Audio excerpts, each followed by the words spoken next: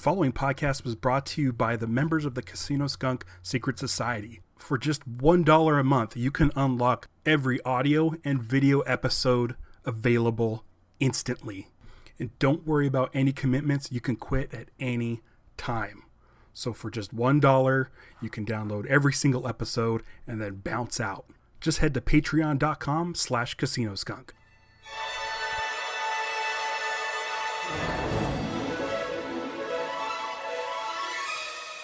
Welcome to the Casino Skunk Secret Society. I am Ralph. This is episode 67, in which we are talking about the Mandalorian Chapter 7, The Reckoning. And today I am joined by Jack Glatfelter from Crazy Hank TV, The Lost Podcast with Jay and Jack, Ramblecast, and a whole lot of other stuff. Hey, Jack. How's it going? Pretty good. How's that for an intro? That was pretty good. That was nice. I do like a lot of guest stuff on podcasts. And sometimes I'll have to sit through long introductions, and I feel like it's awkward. So, like, I'm like, do I talk now? Do I not talk now? So I try to just blast through it as fast as I can because that works for me. Yeah. So we're recording this on Monday, the 23rd. Thanks for joining me. Seriously, like, this was kind of a last minute thing. I had somebody drop out, and I cast out a net, and you were the first one to take the bait. No problem. In fact, I'm glad because this was probably my favorite episode of the season so far. Yeah, mine too. And for those that have been listening to this Mandalorian series that I've been doing, like, I hit a real low with the previous two episodes. I was probably with you on those. I was kind of going, oh, come on, pick it back up. Yeah, because we're both Lost fans. That's how we met, and right. That show was serialized, but what was great was, like, the flashback episode. Like, even if you didn't know, like, the on island story, the flashbacks were interesting. Like, they had a cool sort of like Twilight Zone individual feel, and I feel like the previous two episodes of this wasn't very interesting and wasn't really moving the rest of the story along, and so it kind of felt like it hit like a kind of a weird just kind of adventure of the week, but it really didn't have any character building moments. But this episode, Chapter 7, kind of takes us all the way back to, like, episode 1 and 2 and 3. I would agree, and also it felt more like Star Wars. Yeah, well, I mean, probably because there's just a shitload of stormtroopers. Yeah, it's true. But it just had that feel of the overwhelming odds and the everything. It was a really, really good episode after some middle of the road ones. Yeah, I think one of the things that I like about Star Wars the most, and this goes back to the original, is you have, like, these kind of different characters who join together on sort of a quest.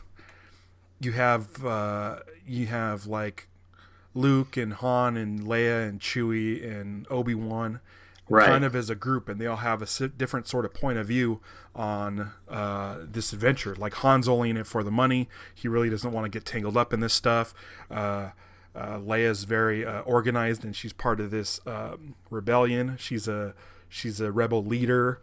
You have the old wizard, and you have kind of this new kid who's a farm boy. So it's kind of nice to have, like, the Ugnaught character who's kind of playing like the Obi-Wan. He's kind of wise. He was a slave to the Imperials, so he doesn't like the Imperials. You have Cara Dune, who used to be in the rebellion, and now that the war is over, there's, like, no need for her, but she still has a hatred for the Imperials.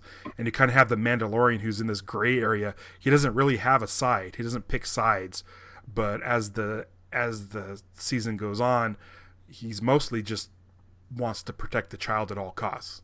Right. That's his goal. Yeah.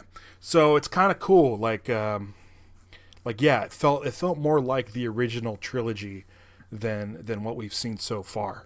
And yeah, that's just more than just because there's just a ton of stormtroopers. which is an interesting story. I don't know. This is something that I read before the show even started.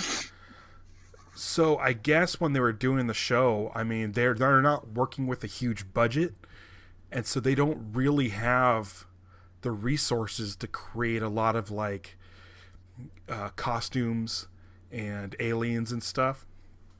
So they wanted this episode to have a lot of stormtroopers in it, but they didn't have the time to put together, you know, all the armor for the show.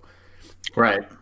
So Dave Filoni, who's the showrunner on this series, just contacted the 501st, and I don't know if you're familiar with the 501st, but they are those guys who they're fans who dress up as stormtroopers and go to different events and go to charity events and stuff like that. And he just gave a call out to them, and they all just showed up on set. Wow. That's pretty cool. So the fact that we get to see all those stormtroopers, you know, is just fans who, you know, got the call to be a part of Star Wars, and now they can say that their the armor that they made themselves is, you know, screen used. This is kind of cool. That is pretty cool. You'd think they'd have a bigger budget though with Disney. Yeah, but I think they're still treating it like a TV show, because like you're looking at something close to 8 hours. Right. 8 hours of Star Wars, and that's the equivalent of like close to 3 movies, almost even 4 movies. So you can't do the budget of 4 movies. You got to really streamline it. You think the budget's the reason we had those, you know, 2 or 3 episodes that kind of were just kind of flat? Well, I think the last episode or the previous episode was where it like just takes place in like that space station, like the hallways and stuff. I think that could be a budgetary thing where they're like, we need an episode that doesn't, you know, that can take place in like a single sort of area, and those look like sets. Yeah, and they look like they were kind of streamlined. There wasn't a lot of detail to them. They look very clean and simple, and they just did the majority of that episode within those sets. From what I understand, and we won't find this out for a couple weeks, is that they're using a bunch of different technologies in this to create the backgrounds. So from what I hear, ILM went in and they have green screen stuff, obviously, but then they also had this sort of rear projection where ILM went in and created the backgrounds for the show, and they can just stick the actors in that sort of enveloping rear projection. I saw a video kind of on this technology, and it was really interesting, because what happens is when you have a screen that completely surrounds the actors, you get like the reflections on the helmet and stuff. So you don't have to go in digitally later and add all that stuff in. Oh, okay. But Jon Favreau said that after the end of episode 8, which is later this week on Friday, on Disney Plus, they're releasing a behind-the-scenes documentary which will show how they made all this stuff. So I think they're trying to cut corners as much as they can to make it look, you know, as good as they can. So by hiring people, fans who they got probably, you know, they're essentially just probably getting paid for background work. Right. But they come complete with their costumes. Like that saves them all kinds of money. They don't have to like build stormtrooper outfits. They don't have to, you know, ship them. This is shot in California, and this 501st club is like worldwide. Oh, really? Yeah. So if they need stormtroopers, they can pretty much, wherever they decide to shoot, they could just pull these guys. So I need to join the club. Yeah, I mean, you can go to their website. I think it's 501st.com or something, but they're like the biggest like cosplay fan club ever. And you can join groups like in pretty much all 50 states. And so like if there's any sort of like Star Wars event, like a Star Wars night locally, I don't know what the closest ball team is to you, but I'm sure they had like a Star Wars night there, and you see a bunch of stormtroopers. That's them. Oh, okay. So, but you have to go through some sort of like rigorous, like they just don't take anybody. Well, it all depends on your costume. It has to look screen accurate. Like you can't show up in like a cardboard box. Like they're really, they really go through the outfits with a fine tooth comb to make sure you've constructed it correctly. And once you're done, then you're added to the club. But they have all kinds of information online on how to make this stuff or how to buy it, or they have all like the sort of kind of the blueprints of what you need and how it should look. So it's kind of cool. But yeah. Yeah, I get the budget, but this is a Star Wars show. I mean, this is about. You think that they would have? I know that they're trying to build a network, but you think that you'd want top, because you can't go cheap with Star Wars. Right. You just can't, because it's always been stated. It set the tone for. I've said this 100 times. A New Hope set the tone for movie making back in 76, 77. Mm-hmm. So you can't go cheap, because Star Wars fans are going to go, okay, look, the guy's wearing a cardboard outfit. Yeah. Well, one of the things for the Mandalorian, it's like, I feel like what was probably tough for them is they had to do this show and create it before anybody spent a single dime on Disney Plus. Right. So it's somewhat of a gamble. I mean, it is Star Wars, so I'm sure they're going to get some money back. But I think maybe for season 2, I could see them putting a little more into it. But yeah, I think as far as I think the technology they're using is pretty impressive. Like as far as the technical stuff that we don't see, like it looks like the dude's walking around in a desert. Yes. But I have a feeling every single one of those shots is indoors. Right. So I know there's some set pieces, but I think that's what sets it apart and makes it Star Wars, is that now we're getting to the point where the environments look photorealistic. Right. Because there's some stuff in the prequels where you can tell the environments are computer generated. Right. And I think in this, there's a lot that isn't, and it still looks like it's outside. And I think it's them being able to completely surround the characters with this sort of enveloped virtual screen, that the light reacts to the costumes and the helmets and stuff as it should. So, well, maybe season 2, when they start releasing merchandise. Yeah, Baby Yoda alone could probably fund a couple of seasons. Yeah, I think so, because obviously, I guess they didn't have it ready. I've heard they didn't have it ready because they didn't want to be spoiled. Right. They didn't want anyone spoiled on it.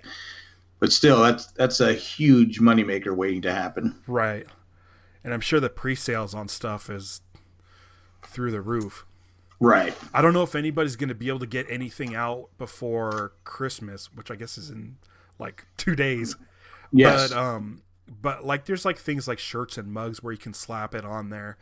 But as far as like, I don't know, like dolls and Funko Pops, I think they could do pretty quick turnaround on those Funko Pops.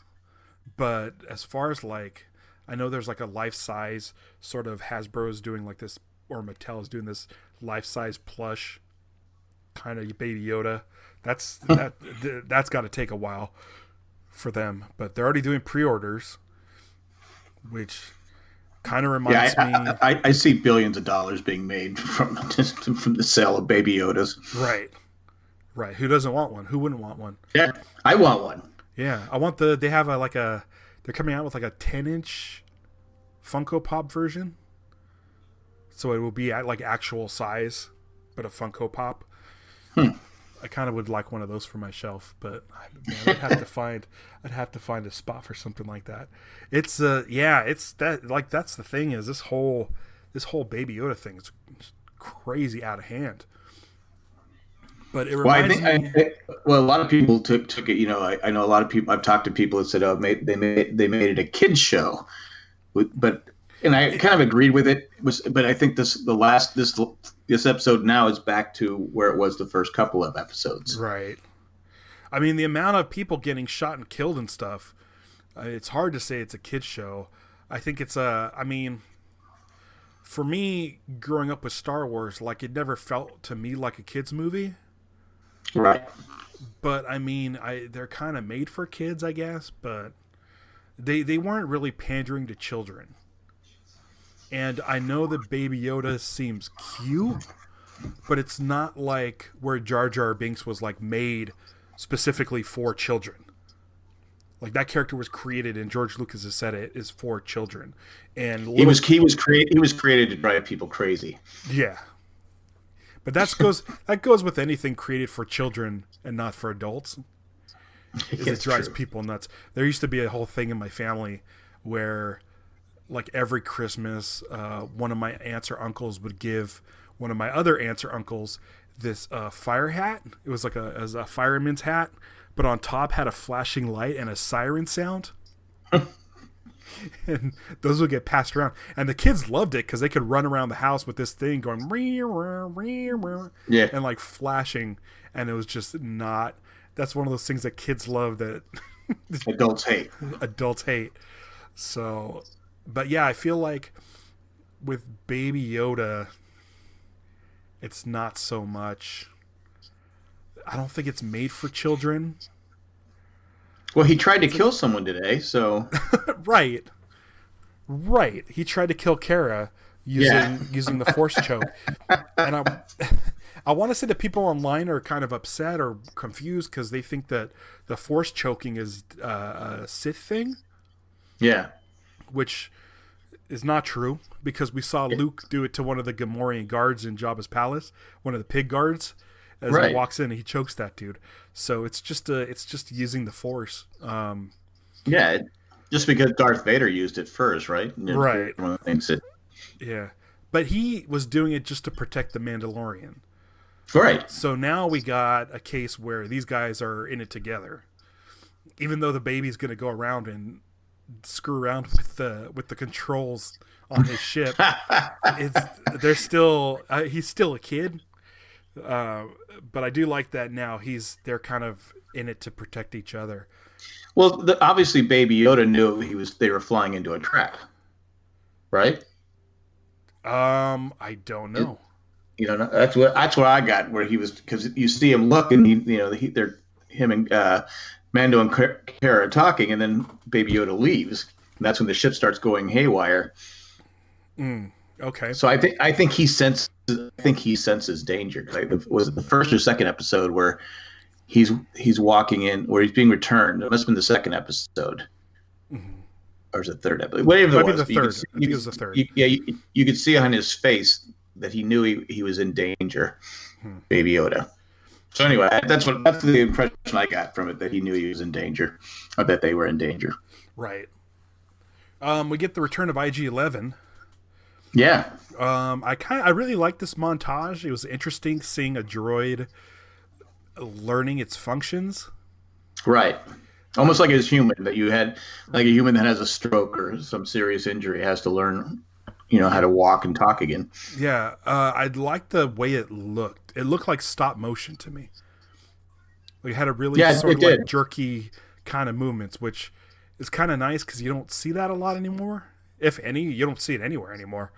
No, I'm sure it was CG, but to make it look like stop motion, it was kind of cool. Because that way, like when you see things like Empire Strikes Back now, where you have like the AT-ATs walkers, those were stop motion. It kind of makes it make more sense in the universe how things move. So I kind of like that it had a stop motion look to it.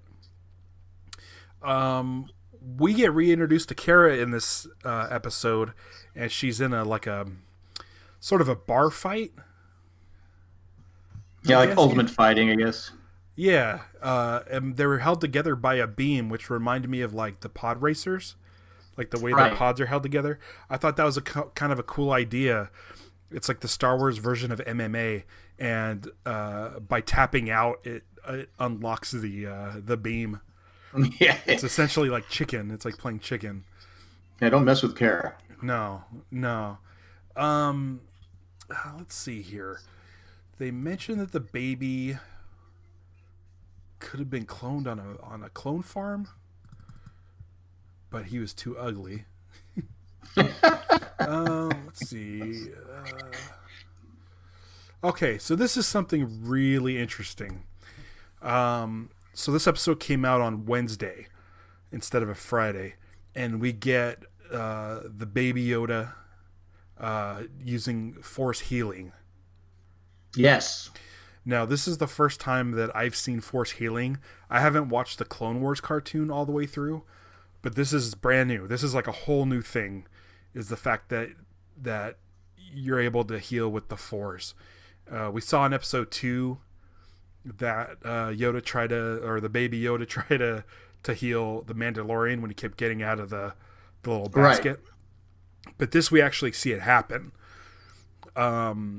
And it's interesting because it's a major plot point in The Rise of Skywalker, which is weird because we've never seen this, and then all of a sudden this week we get some of that. Did you see Rise of Skywalker? I have not seen it yet. No. Okay. Well, this Force healing happens in that as well. Okay. It's fairly early on in the movie, but it's one of those things where it's like since this came out a day or two before Rise of Skywalker, was it to ease us into this new sort of Jedi power? I would say yes. Yeah. It's weird. It's crazy. It's no way it's a coincidence. There's no way. Yeah. Yeah. It was kind of interesting. You'll see it in another one. It happens, like I said, fairly early on. But it's bizarre that we've never seen it, and then this week we see it in two different Star Wars things. One of the things that's interesting is I really enjoy the music in this show. It kind of has a more Western feel than a Star Wars feel to it. Well, the show has a Western feel to it. Yeah, but when he's using the Force to heal Carl Weathers. Not Billy D, Carl Weathers. They don't play the Force theme, and I feel like that's the perfect place for the music to have the Force theme, but they still haven't used any of the John Williams music, which I think is okay for me. Do they not have the rights for it, or is it just? I'm sure they have the rights for it. Maybe it's a money thing. It could. I think it might just be a decision. Like they really want to separate it from the movies. Okay. It's I feel like the show when it first started and the music wasn't, familiar Star Wars music, it set a precedent that you don't need it to be Star Wars music. And kind of what's nice is The Rise of Skywalker was John Williams' last Star Wars movie. He's retired from doing Star Wars. So it's probably a good idea to get the audience used to having music that isn't John Williams. That's true. So with The Mandalorian, it could kind of help people sort of get used to the fact that you're not going to always get these themes. We had Giacchino doing Rogue One, and John Powell did the Solo movie, and those had a different feel to it, but they still used some of the John Williams themes. So I think with Disney Plus, they can take more risks like this.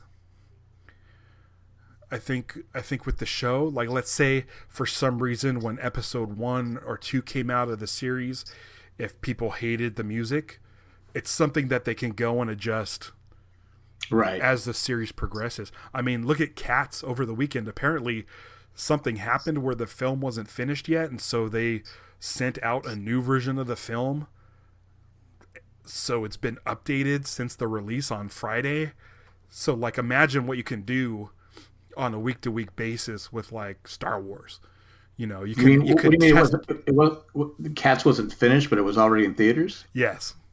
There's a shot if you go on the internet, on social media, there's a couple of scenes with Judi Dench as a cat, and she's not wearing a glove. I guess her hands are supposed to be CG cat hands, and so she just has human hands with like her, and she has her wedding ring and everything.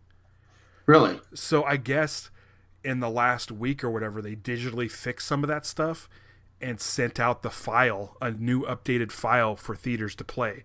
And so like stuff like that has been fixed. Wow. So if you're able to do that with a movie in a weekend where you're able to change stuff, so it would totally make sense that with like a TV show that, you know, goes over the span of a couple months, that if things aren't really working right at the beginning, you could go and adjust some things down the road. But I think for the most part, the music has been pretty positive. And so I think they're able to just kind of push it a little bit more further. I haven't heard people complain about the music. I've heard it's more about the story. Yeah. And it's not the first 2 or 3 episodes. It's those middle episodes where kind of just, right. I think 4, 5, 6, where they kind of people are like, what are we doing here? I think that I'm not really a huge proponent of this, but I think you could watch this series a little bit out of order and have a better experience. I feel like you could leave the first 3 episodes as they are, but the last episode where they go to the prison ship, right? I say take that to like episode 4, because the Mandalorian seems a little less concerned about the kid in that one, and right. I feel like it feels like a little bit more of a filler episode and could kind of fit anywhere in the story. So I think it would be nicer to push that a little bit towards the front, because my issue was the previous 2 episodes felt like filler, and they don't necessarily need to be in those spots. So kind of maybe split those up a little bit and do episode 1, then 2, then 3, then do 6 with the prison heist, and then do the one with Kara on her planet. So he's been in kind of a couple of adventures, and then he's ready to settle down on that planet until he gets forced off. Then have the one where he's on Tatooine, and then have him go back to this one, Navarro. I think what they're trying to do in these episodes was show that he's always going to be on the run. Right. The baby. So I think that's what they're trying to do with those 3 episodes. Yeah. But I think I pretty much figured that out anyway. But I guess. Right. But I could see the one, the episode 4 is the one where he meets Kara on that planet.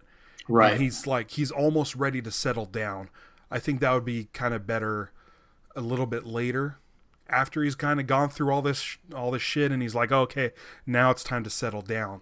But that one seemed a little bit soon. But now on that one, Amara, do you think we'll see her again? Maybe not this season.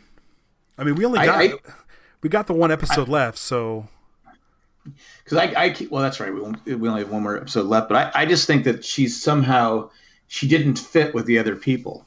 Right. She didn't fit with the people she was. She knew how to use a gun. She knew how to protect herself. She was trained in something. Who her husband? I guess we don't know who her husband was, but I think there's something more with her and the Mandalorian. Maybe not as a couple, but I think they're related somehow. You know what I can see? Because I don't know if they want to keep the Baby Yoda thread going on through season 2. I could see him going back to that planet and dropping off the child with her. Because he's gonna realize that this baby will never be safe as long as the baby's hanging out with the Mandalorian. Right. So I could see him trusting her to leave the baby there. It's a safe place. I don't know. She can handle herself if any more bounty hunters come, with the fobs. But I think at this point, more people are after the Mandalorian than they are the baby. So I think if anything, I think we can see the end of this season, him handing the baby off to her, and then him flying off into space. So that could be it. If we see her, I could see that scenario. And that way, if the show wants to have the baby back, which they will, they can have him go back there. Maybe at the end of season 2 or something, he could come back and the baby can be a little bit older. maybe more of a toddler, like a walking, talking Yeah. baby. Okay. Yeah. But but that's like the good thing about this show is since Baby Yoda is a puppet, he won't age in a day like Walt. Like Walt. So yeah, I could see her showing up like towards the end. It sounds like this. It looks like this last episode's going to be the Mandalorian versus this Giancarlo Esposito character. Yeah, because we didn't get a name for him, did we? I don't know. Usually when I watch these twice, and the second time I put on the subtitles. I think maybe I had subtitles on, but I didn't see a name for him. I could have been wrong. I could be right. I want to say it's Moff Gideon. That sounds like something that they a name that I've heard tossed around. But he was that the guy that was talking to the guy that brokered the deal the first time with the Mandalorian? Wasn't that the Werner guy? Herzog? Yeah, wasn't that who he was talking to? Yeah, when they blasted up that room. Right. Yeah, that was him. So I think it's Moff Gideon. I'm pretty sure. We'll know by next episode because it sounds like it's these two. They don't really show him getting out of the TIE fighter. They show him like pop out the top, which is how the old 1978 toy would do. Like the top would pop open and that's where the guys came in and out. But we don't see him have to climb down like the wing and stuff. I'm assuming he made it out pretty good, but saving money. Yeah. Okay. So all hell breaks loose. And Quill, who we now know, Nick Nolte's character's name is Quill in this episode. Yeah. He's running back on the blurg with the baby to the Razor Crest. And he's being pursued by two stormtroopers. This is Mando's fault. I don't know why they took the baby to begin with. I don't know why they didn't have the empty baby buggy to begin with. Right. I didn't get that. But Mando's fault when he radios Quill and says, "Hey, are you back to the ship yet?" Yeah, and they're able to pick up his frequency. Right. It's pretty shitty, but I have a feeling that something else is going on. Yeah. The last thing we see before Quill makes it to the Razor Crest is the ramp coming down. Right. And I have a feeling that IG-11 is the one behind that. I think IG-11 is going to come save the day. Oh, you think he's going to save the day? I think he's going to come because Mando hates droids, but Quill said no. He insisted on bringing him for a reason. Yeah, because I was thinking that the biker scouts didn't catch up to him yet. That IG-11 took out Quill. Oh, really? Yeah, but I guess as far as the story arc goes, Mando hating droids to him liking droids, if that's the story arc they're going with, your version makes more sense. He hates this droid too. Yeah, so I think it makes more sense for him, for a finale, for him to turn the page on hating droids. Well, it's the only way they get out of it, right? Yeah. Yeah. Oh man. Yeah, it would be cool to see IG-11 blow up all those stormtroopers. Yeah, I think that's what has to happen. I think you might be right. I think that's what's going to happen. Even though my theory was that IG-11's the one that took out. I didn't even think about that, but that could be true too. Yeah, it could be either. It's a cliffhanger. So is Quill dead? Is he a goner? I want to say I could see him breathe or move. Oh, okay. I wasn't paying too close attention the second time I watched, but I felt like there was some movement in there. So I don't think they could kill him off. I like Quill, so you got to keep him around. The last blurg is gone, right? The blurg looked dead. Yes. Yes. I love those things. I thought Baby Yoda was going to use his force to save him, save each other. I don't know. Well, I mean, so here's what's going to happen. I mean, those two biker scouts are going to take the baby back to the city. Right. So maybe Baby Yoda saves the day using the Force on all those guys. That or he gets taken away by what's his name again? Moff. I know he's a Moff. So maybe Moff takes him away. The stormtroopers start shooting away, and that's when AG-11? IG-11. IG-11 comes and kills all the stormtroopers, and maybe that's what happens next year is Mando has to find rescue baby Yoda. Maybe. Or IG-11 is the one that shot the blurg. And then Baby Yoda gets taken back, and Baby Yoda takes out all the stormtroopers. I don't know. We'll see. We only have a couple days. I'm excited. Yeah. That's the best part. We only have a couple days. Yeah. What I like about the show is that that it's done on a weekly basis, so we have time to sort of do the good old fashioned podcast between episodes and send out like the crackpot theories. But also like I don't think I would like this show as much if I had to binge it. Maybe if I wanted to get through those 2 episodes that I didn't care for, that'd be good. But for the most part, I like a weekly episode. Did you like the Game of Thrones part of the episode? Oh, I've never seen an episode, so I don't know. What was the Game of Thrones? Well, the dragons. Well, those were dragons, right? Oh, yeah. That's what I first thought. Oh, we got Game of Thrones going on here. Yeah, they reminded me of a movie. There's a movie called Pitch Black, and they reminded me of the creatures in that because they came out of the darkness. But yeah, I don't know what those were. They kind of look like those Minocs from Empire Strikes Back that suck on the Millennium Falcon. Oh yeah, but they were way bigger.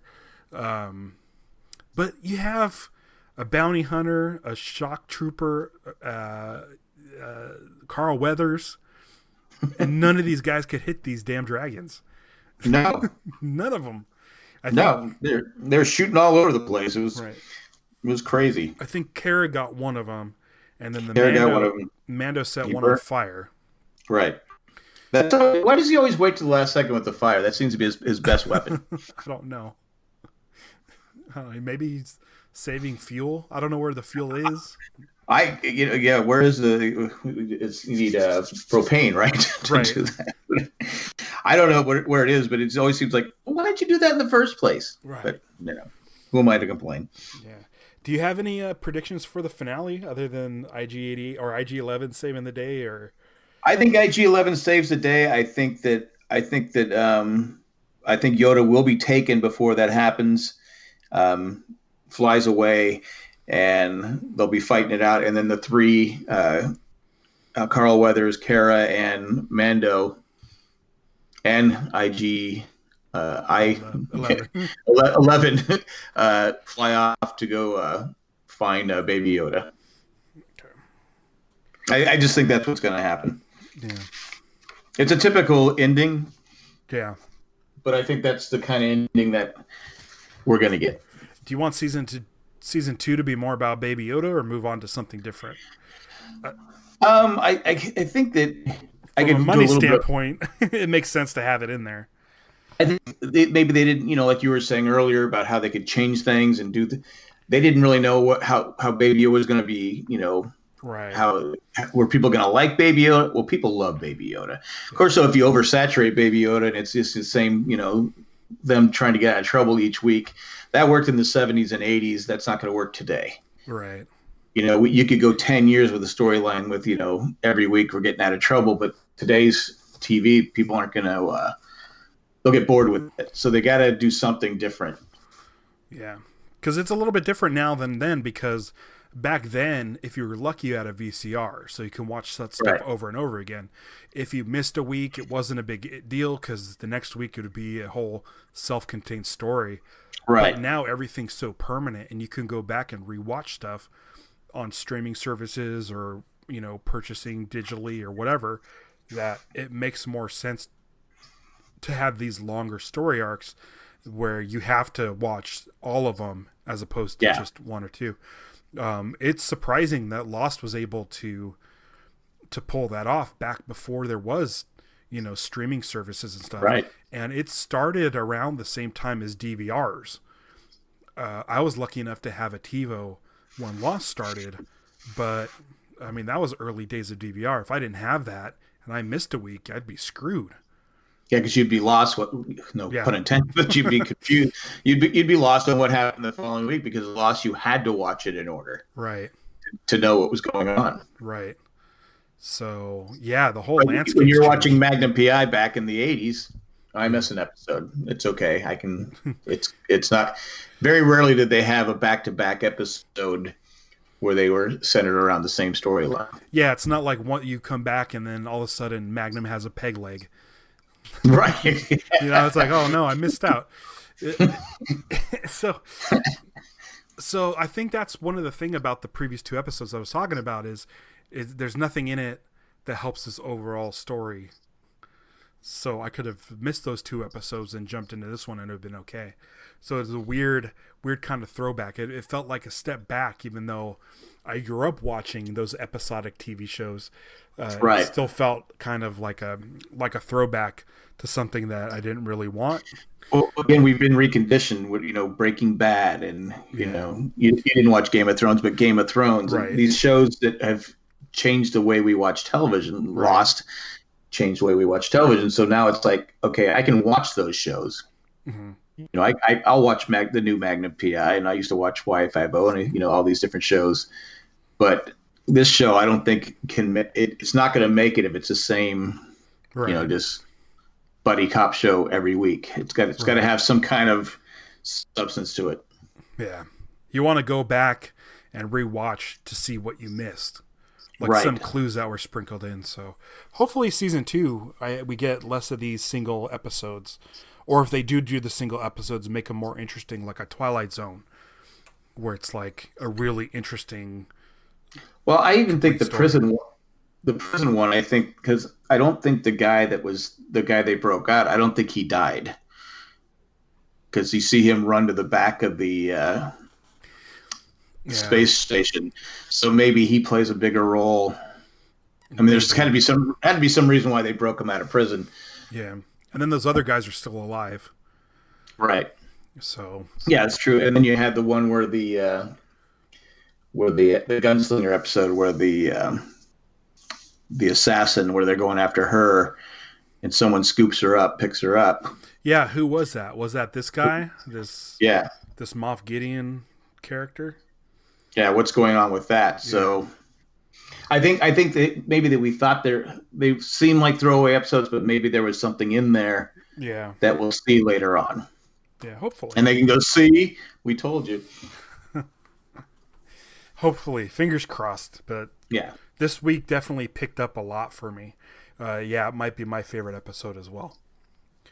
Yeah, because I really love the first two, but this one, it just had that. Again, that's of course, you had stormtroopers and a lot of talk with Empire, but it just had a more Star Wars story to it than the other ones. We knew where they were going and why they were going there. Right. Yeah. Cool, man. Well, thanks for coming on. Hey, no problem. And let people know where to find you. You can find me at Crazy Hank. I'm on YouTube, Crazy Hank TV, and Ralph has done a few of my Lost rewatch episodes, at least 3, right? I think so. Yeah, I mean, you were on the first one, and that one had amazing views and time watch on that one. So, yeah, you still have time. You can see that one. It was our about pilots 1 and 2, and if you haven't started watching, go to Crazy Hank TV, click on the playlist, Lost season 1. You can see Ralph, your hero. Yeah. Talking about Lost. Yeah, and then you're finished up with The Watchmen with Jay and Jack and Matt. Yes, yeah, that was great television. Oh man, that show was amazing. I think that's one of the things I feel like with Watchmen going on at the same time as this. Like, I mean, I love Star Wars and I like the Mandalorian show, but just from a storytelling standpoint, like this show pales in comparison to Watchmen. Well, Watchmen got better it just really got better each episode. So like, okay, this was my favorite episode. Nope. This was my favorite episode. All right, I'm just going to sit back and watch because it just was. It was, and I wasn't familiar with the comics and all the other stuff, and I saw the movie, but that was it. But I don't need to have a huge background on the Watchmen to enjoy it. I think that's what a lot of people didn't watch it because they go, oh, I don't read the comics. Right. I don't think you have to. No, it's a great show. Yeah. But cool, man. Thanks again. And I look forward to joining you on Crazy Hank TV again. I think I'm slotted for further instructions, right? Is that season? Oh, yeah. Yeah, you're on there. Okay. Yeah, we're taking a 2-week break right now for the holidays. Yeah. Give people time to catch up, but we're about, I guess, 8 episodes into season 2, something like that. Yeah. Cool. We just finished what Kate did, so there we go. Oh, what did she do? I don't know. She does something stupid. She blew up somebody. All right. Thanks, All Jack. Right. All right. Take care.